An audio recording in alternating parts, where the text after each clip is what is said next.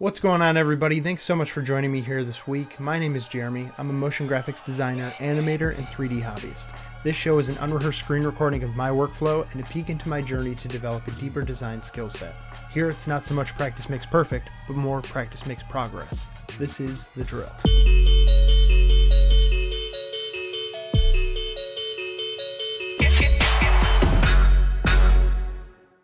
All right, and contrary to last week's episode, this week will be a little bit longer. This project was really fun. It was inspired by an artist out of Belfast named Christian Glenn. I'll have his work or his Behance profile linked below, and it is the name of the project he did was called Growth. And there was this shot in particular of the statue with these like spheres, is like blobby jelly kind of spheres growing off it. I thought it just looked really, really awesome, and it was like a fun way to get into xParticles and play around with doing that. So this I did not sculpt this. This is a free model you can find on 3dscans.com. 3 is spelled out.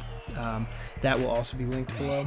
And it's just awesome sculpture that's just really, it's a 3D scan of this beautiful sculpture. I don't know the original artist for this, but it's just awesome to play with like that many polygons, and it's cool. You can see kind of here, like you could just throw in an HDR and like even a basic marble or a basic glossy material on it, just like it looks just so beautiful, just because the original artwork is so beautiful.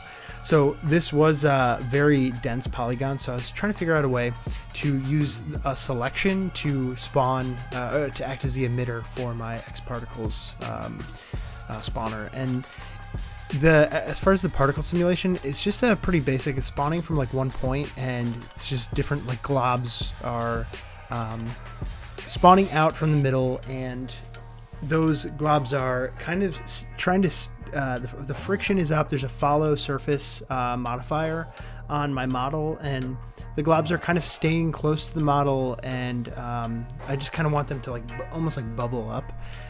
So a lot of this tutorial or this walkthrough was just kind of playing around with cool materials. I stumbled across this awesome look right here.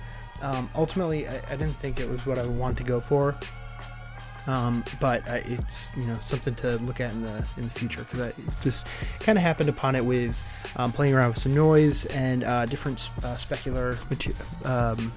Different specular colors, I think, is what ultimately gave me that texture, and it looked awesome. So this project was also like, there's a lot of really cool lines with this sculpture, and you can see the camera just switched, and this was ultimately the camera angle I went with. And I was at first using a wide 24mm lens, and then I switched to I think a 150mm. And what I wanted to do, this panther is fighting the snake, or it's growling at the snake, and I wanted to get these lines of the snake and of the panther's neck and then head, and just kind of have the I think just canting the angle of the camera a little bit like that makes that look a lot more dynamic than just maybe a centered up or symmetrical shot of it. And I really liked the look I got from it. So right here I'm just doing a particle cache once I got the emitter to work how I wanted, and then from there it was just playing around with a lot of different shaders to just kind of get it right. I was doing some subsurface. You saw earlier I was doing subsurface scattering with the statue itself, but I wanted to go with like a glossy kind of almost like perfect statue, and then have this thing kind of grow off it. And I was kind of taking a lot of inspiration from Christian's work and playing with it there. So as far as the actual comps that were rendered out, I rendered out a few different light passes, just screened on the more intense light pass. There is just an octane light on that right side of the screen, just kind of blasting it from behind. And just flickered that on there. Added, some of my standard stuff as far as compositing.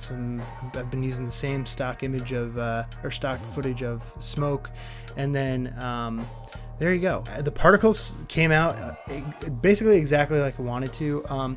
I would go with a less dense thing if I was really trying to replicate it closer, because there's a lot going on. The cache took like 20 or 30 minutes. I don't know if that's average for most of you guys, or if that's pretty fast. But it was cool. It was a nice, fun test. When you look at, I really do recommend going to look at Christian's work.